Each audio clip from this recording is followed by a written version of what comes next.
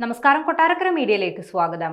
ചാലക്കുടിയിലെ beauty parlour ഉടമ ഷീല സണ്ണിയെ വ്യാജ ലഹരി കേസിൽ കുടുക്കിയ സംഭവത്തിൽ ബന്ധുവായ ലിവിയ ജോസ് കസ്റ്റഡിയിലായി. ദുബായിൽ നിന്നും മുംബൈയിൽ വിമാനമിറങ്ങിയപ്പോഴാണ് ലിവിയ ജോസ് പിടിയിലായത്. ലിവിയയെ പിടികൂടാൻ ലുക്കൌട്ട് സർക്കുലർ പുറത്തിറക്കിയിരുന്നു. ബാംഗ്ലൂരിൽ സ്വകാര്യ സ്ഥാപനത്തിൽ ജോലിക്കാരിയായിരുന്ന ലിവിയ സഹോദരിയുടെ ഭർത്തൃമാതാവ് ഷീല സണ്ണിയെ കുടുക്കാൻ വ്യാജ ലഹരി കേസിൽ പ്രതിയാക്കുകയായിരുന്നു. തുടർന്ന് കേസിൽ ചോദ്യം ചെയ്യാൻ വിളിപ്പിച്ചപ്പോൾ ദുബായിലേക്ക് പോവുകയായിരുന്നു. അതേസമയം കേസ് അന്വേഷണത്തിന്റെ ഭാഗമായി ലിവിയയെ നാളെ കേരളത്തിലെത്തിക്കുമെന്ന് പോലീസ് അറിയിച്ചിട്ടുണ്ട്.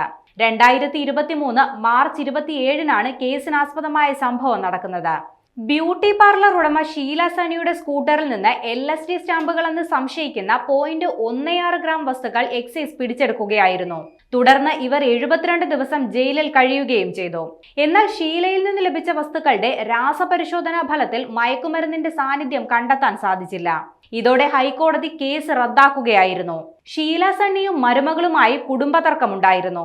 ഷീലയെ കുടുക്കാൻ ലിവിയയുടെ സുഹൃത്തായ മുഖ്യപ്രതി നാരായണദാസിന്റെ സഹായം തേടുകയായിരുന്നു. മുഖ്യപ്രതി തൃപ്പൂണിത്തുറ ഏരൂർ സ്വദേശിയായ MN നാരായണദാസിനെ ബാംഗ്ലൂരിൽ നിന്ന് നേരത്തെ തന്നെ പിടികൂടിയിട്ടുണ്ട്. ഷീല സണ്ണിയെ വ്യാജ മയക്കുമരുന്ന് കേസിൽ പെടുത്തിയതിൽ ഗൂഢാലോചന കുറ്റമാണ് പ്രതി MN നാരായണദാസിനെതിരെ എക്സൈസ് ചുമത്തിയത്.